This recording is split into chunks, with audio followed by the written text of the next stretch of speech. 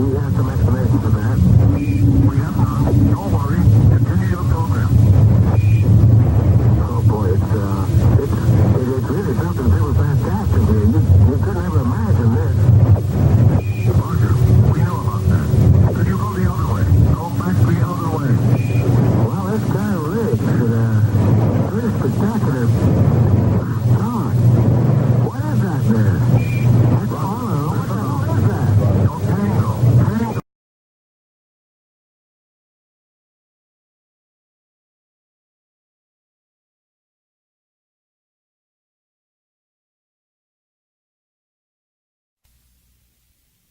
Tú, de manera personal, fuiste a hacer un levantamiento de muestras en toda la zona donde se llevó a cabo este incidente. Yes. Por cierto, hiciste un recorrido muy metodológico, o sea, previamente fue estudiado este recorrido, los lugares fueron seleccionados con cierta anticipación mediante un previo análisis de acuerdo a los lugares, a las posiciones donde se llevó a cabo cada uno de los pasos de este incidente. Bueno, pues de todas estas muestras que trajiste, Dani, se hizo una selección de 10 de ellas, que es en su mayoría, tú sabes, estamos hablando de 13 muestras, se seleccionaron 10 de ellas. Y de estas 10 muestras, Daniel, se hicieron 3 mediciones en cada una de ellas en tiempos distintos y luego una cuarta medición que se le llama radiación de fondo. Y permíteme explicarle al público qué fue lo que se hizo. Lo que se hizo fue a través del doctor, y usted ya lo irá conociendo cada vez más porque es muy importante la labor que está haciendo con nosotros. Lo que se hizo fue lo siguiente, cada una de las muestras fue seleccionada para ser analizada a través de un instrumento muy importante de medición radiológica. Este instrumento se llama analizador de pozo. ¿Qué es lo que hace este instrumento? Lo que hace es que la muestra que usted introduce en este instrumento, en esa tecnología, le permite saber si esta muestra tuvo en algún momento una radiación. Hace permitirle saber si efectivamente tuvo una radiación, si aún contiene algo de ella, le deja ver la diferencia de la radiación que contiene en ese momento en función de una radiación de fondo que es la natural. Bueno, pues de estas 10 muestras, le comento, cada una de ellas fue llevada al analizador de pozos en 3 momentos distintos para hacer medición de esta posible radiación. De 10 muestras, 5 fueron positivas. Así es que esto viene a tomar un giro distinto al caso.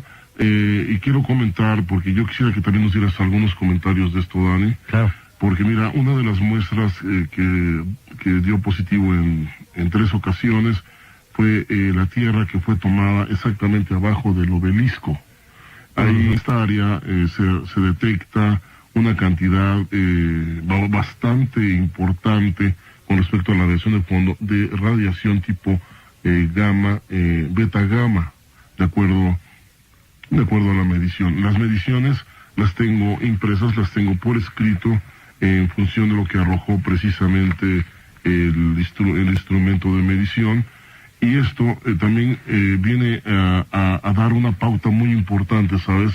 Que los datos de medición de estas 5 muestras positivas nos están dando una idea de cómo estaba un campo formado en este lugar. Eso es algo que antes no teníamos, Dani. Exactamente. O sea, realmente lo que no podíamos ver y nunca podemos ver con nuestros ojos, que esta radiación, precisamente se está tratando de llegar a un modelo final de qué tipo de campo estuvo ahí presente y de dónde vino este campo. Sí. Así es que 2 de las muestras tomarse de control, Dani, que eso es lo que quiero que nos platiques de estas muestras de control, pues 2 de estas muestras también fueron positivas. Sí, lo que tienen de los índices más altos precisamente de radiación medida, junto a la que está abajo del obelisco. Parece ser que el punto o el foco de emisión de esta radiación fue precisamente un campo que nació de este obelisco, pero no tocó todo el área, Dani, es lo importante. Incluso hay zonas entre tus muestras y la zona del obelisco que no registra ningún tipo de medición radioactiva, vamos, desde el foco que es la zona del obelisco, hacia unos metros más allá donde fue el evento, estaría yo hablando, yo creo, de unos 30, 35 metros, se registra otra magnitud de radiación en las muestras. Entonces, lo que quiere decirnos es que de una zona puntual o una zona local nace un campo en forma de un abanico abierto. Fíjate, no es una esfera.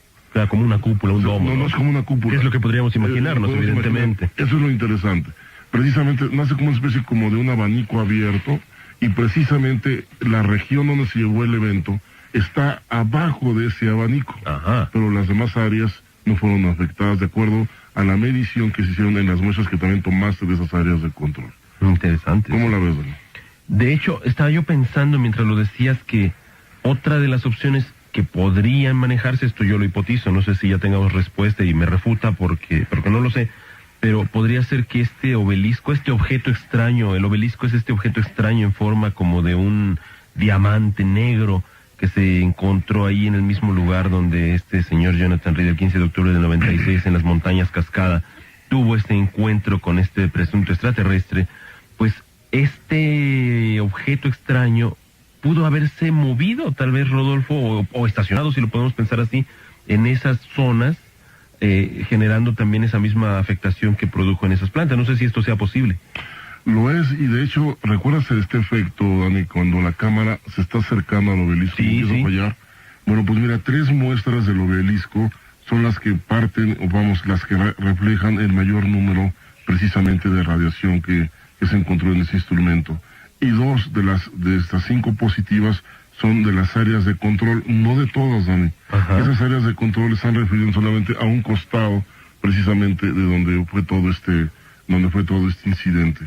Así es que yo creo que estas mediciones nos están arrojando un trabajo importante que está haciendo el doctor Suar Gutiérrez, sí, que su aportación es invaluable, lo que está él midiendo ante todo esto, y que seguramente en breve lo tendremos cuando termine esta investigación aquí o en una entrevista para que nos comente todos los pormenores que se están llevando a cabo. Sí, Susi.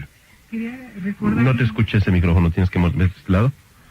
Si es que estamos haciendo una estratagema para que usted escuche a Jaime Maussan en la televisión. Te escuchamos. Quiero nada más recordar en qué fecha fueron tomadas estas muestras, Dani. Estas muestras fueron tomadas, y me acabas de poner la pregunta de los 64,000 pesos porque no me acuerdo, pero unas fueron tomadas en noviembre del año 2000, fueron tomadas por el señor Danaería, y otras muestras, y por el mismo Reed, personalmente otras las tomé en el mes de... ¿Junio, me parece? No, esto fue en el mes de marzo del año 2001. Estaba yo allá en marzo precisamente, y esto fue justo después en marzo fue cuando encontré a Jonathan Reed, por lo tanto estamos hablando de que en mayo, esto fue en mayo, y ya en junio yo estaba de regreso. Efectivamente, fue en mayo cuando tomé las muestras. Y ahora están encontrando en las muestras notas de radioactividad, sí. ¿no? Quiero aclarar que no es una reactividad que se mide con un contador Geiger-Müller, sino que esa es diferente. Es que esta tuvo mucho tiempo, vamos, ya hubo una degradación de esta radiación, incluso la escala de medición es diferente, las unidades son diferentes, por eso es necesario meterlo en un instrumento de alta sensibilidad, es un analizador de pozos, si se le conoce, y entonces nos deja ver si todavía conserva algo de esa radiación, pero si la hay, nos dice que la tuvo en su momento. Aunque no nos diga cuánta tuvo. No nos diga cuánta, exactamente. Muy bien, gracias. Lo interesante también es que, bueno, yo traje muestras del mes de noviembre que me entregaron, y muestras que había traído del mes de mayo, perdón. Evidentemente hubo una gran diferencia desde el 96 hasta el 2000, el 2001, evidentemente más. Pero parece que se detectó también la diferencia, ¿no? Según me contaban telefónicamente. Sí, fíjate, Daniel, que aquí el asunto y la clave está que fue el lugar de donde fue tomada la muestra. Es estratégico el lugar, porque incluso áreas cercanas donde fue el incidente no registran. Por ejemplo, donde cayó el extraterrestre, donde esta perra Susi se volvió ceniza. No se encontró ningún tipo de radiación, pero no quiere decir que ahí no hubo un incidente, quiere decir que el campo que de alguna forma envolvió todo este incidente fue más allá de donde estaban ellos. Se localizó el lugar de inicial, o sea, de fuente del campo, y se identificó la zona donde el campo se cerró, el campo electromagnético. Así es que la forma nos está dibujando los datos que fue un abanico y que no fue en forma de cúpula y que además fue muy local, muy regional el campo donde estuvo presente. Parece ser que este campo o iba siguiendo de alguna forma a este ser, a donde se moviera, este campo lo iba abrigando, ya no precisamente en su cuerpo, sino crea un medio, un ambiente que va un poco más allá del lugar en donde él se está desplazando. Como una campana de protección. Como una campana de protección. Parece ser que es la forma como podremos asociar su geometría del campo de acuerdo a las mediciones. Max. Sí, gracias. Rodolfo, ¿y ahí se puede contar o se puede saber si hay diferencias de radiación en un punto o en otro para saber si abajo del obelisco era mayor la radioactividad que en otros puntos más afuera? Sí se puede. De hecho, así es como se hizo precisamente.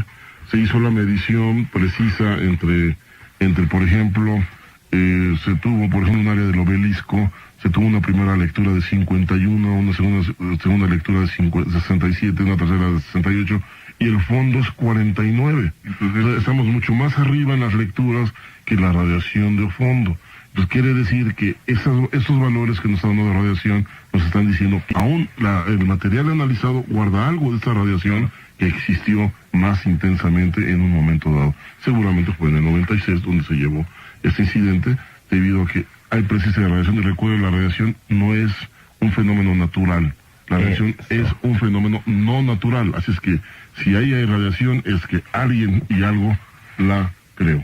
Bueno, de hecho, después del corte es lo que te voy a preguntar, porque a mí me llama la atención si evidentemente ahí estuvo este objeto. Estos análisis pues así lo están demostrando. Parecería ser entonces que el campo que de alguna forma allí se manifestó pudo haber creado la radioactividad. Mi pregunta va enfocada hacia la incongruencia, y creo que hay una explicación científica para ello.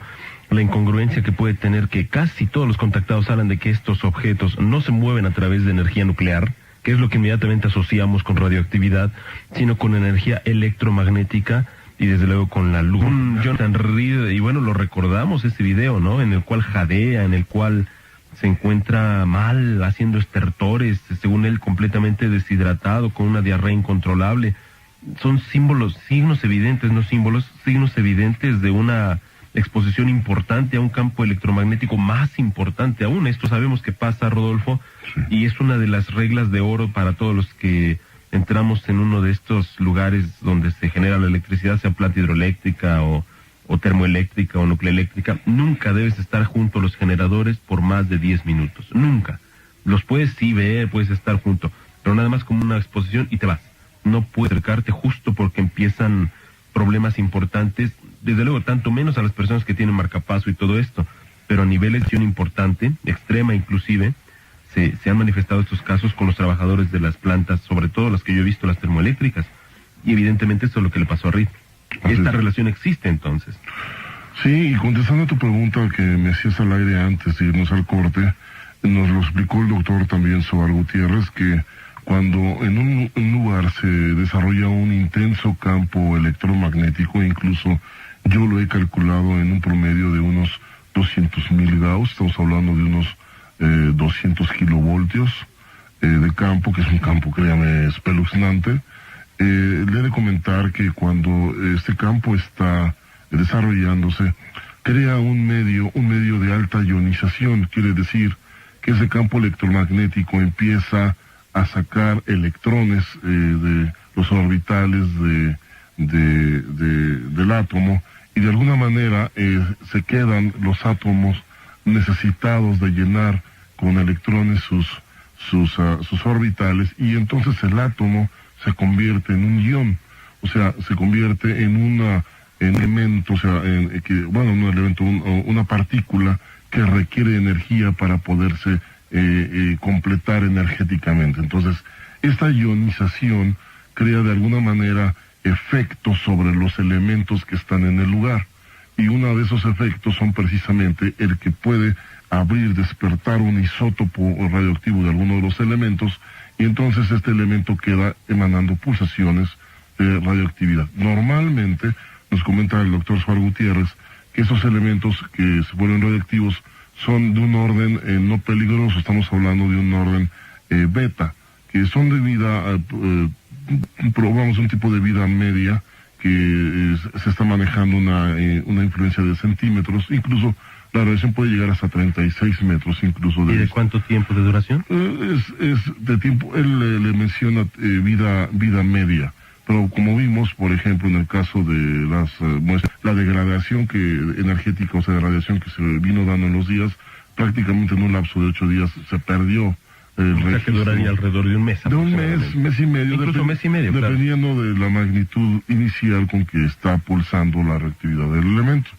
Así es que también te he de comentar que estas muestras, aunque ahorita ya en un contador Geiger no registras pulsación radiactiva, si las sometes a una investigación dentro del analizador de pulsos, sí registras que hay una diferencia en cuanto a nivel radioactivo con respecto a la radiación de fondo, y sabrías que esas muestras, como en el caso del señor Jonathan Reed, el lugar donde fue este incidente, hubo presencia radiactiva en esos materiales en su momento. Y si los OVNI no manejan energía nuclear, que es la que asociamos inmediatamente a la radioactividad, significa entonces que un fuerte, enorme, muy potente campo electromagnético puede de alguna forma producir esa radioactividad en las plantas, en los vegetales, no sé, en el suelo. Pues tan así es que incluso, Dani, como ya lo vimos, lo estamos midiendo, lo estamos registrando, la radioactividad que se genera a través de estos campos tan intensos. No olvides que el campo electromagnético con respecto al gravitacional es un 2 a la 32 veces más fuerte que el gravitacional,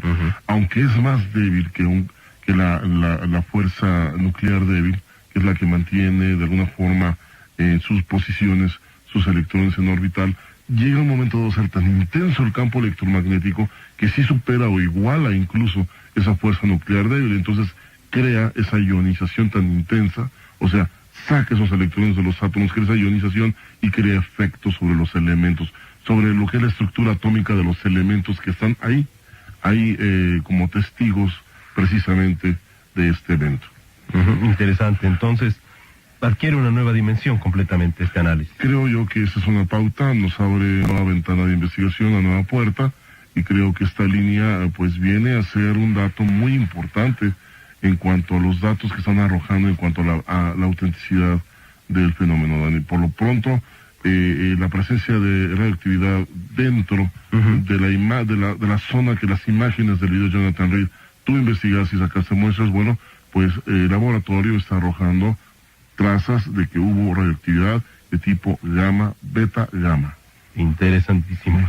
Evidentemente, y esto me lo comentabas en la oficina, si esto tiene un comportamiento como tal, incluso me hablas de la forma del abanico y todo, podríamos también hablar de reformar o de establecer un nuevo patrón de investigación, incluso en la recolección de las muestras. Es necesario, debido a que en función de que, primero, que al momento de encontrar reactividad en las muestras, necesitamos ir a la brevedad posible a los lugares donde se está llevando el incidente, donde se llevó un incidente. Claro. Pero la recolección de muestras tiene que ser distinta. Se tiene que hacer con elementos aislantes en las manos, con dispositivos también aislantes para guardar las muestras. Tienen que ser muy selectos, muy precisos. Si hay muestras de líquidos de plantas, si hay muestras de tejidos, tejidos flexibles, pues de una vez ponerlos en portaobjetos y aislarlos en dispositivos especiales. Así es que la experiencia, Dani, de lo que nos está dando estas investigaciones que estamos encontrando radioactividad, nos está llevando entonces a ir perfeccionando las técnicas, cómo tomar las muestras y cómo seleccionar los lugares, cómo tomar la muestra en sí y llevarla precisamente al portaobjeto o al recipiente para su análisis, y que no se pierda o se pierda lo menos posible la información que lleva estas muestras tomadas. Buenas noches, ¿qué tal? Público de ABC y todo el personal de cabina, especialmente a ti, Daniel. Mira, efectivamente, uno de los videos más espectaculares que me ha tocado ver en San Luis Potosí, pues fue grabado precisamente en febrero de este año por un antropólogo de origen norteamericano. El señor se llama Jim Kelly. Él está vecindado aquí en San Luis Potosí, ha hecho muchos estudios sobre pues las diferentes etnias de la región, y él se encontraba haciendo un especial, es decir, un documental para para la localidad en Real de 14. Y él narra precisamente en este video que de pronto un objeto volador aparece en un cerro, que este cerro, por cierto, es el cerro El Quemado. Este cerro es prácticamente sagrado para los indios huicholes. Pues este fenómeno se presentó entre 12 y la 1 de la mañana del 12 de febrero de este año. Y me parece muy interesante hacer la mención de que el objeto tiene la forma aparentemente de una concha, es decir, un mejillón o una almeja, pero dorada, intensamente dorada. Y lo que más llama la atención es que las palabras del antropólogo Jim Kelly dicen: yo jamás había estado en relación con este tipo de fenómenos, y sin embargo, lo que me han estado contando los habitantes de la región, pues lo hemos podido captar por primera vez. Oye, Rubén, ¿y Sí, esto es un video nocturno, es un video diurno? No capté ese momento, si es que lo dijiste, no lo capté. Sí, es nocturno, pero efectivamente, y se ve muy, muy claro, a pesar de la oscuridad, contrasta por su intenso color dorado y tiene forma de almeja. Interesante porque los habitantes de la región están muy familiarizados, de acuerdo con la expresión que nos comenta el señor Jim Kelly, con este tipo de fenómenos, pero era la primera vez que él lo puede captar en video y me parece muy interesante, de tal manera que, aprovechando la ocasión, Daniel, fíjate que lo voy a proyectar en una de mis conferencias próximas. Claro, esto va a ser el día 10 de este mes en el Museo Manuel José Otón, y pues estamos esperando que la gente conozca este video y para darle mayor difusión, porque vale la pena, ¿eh?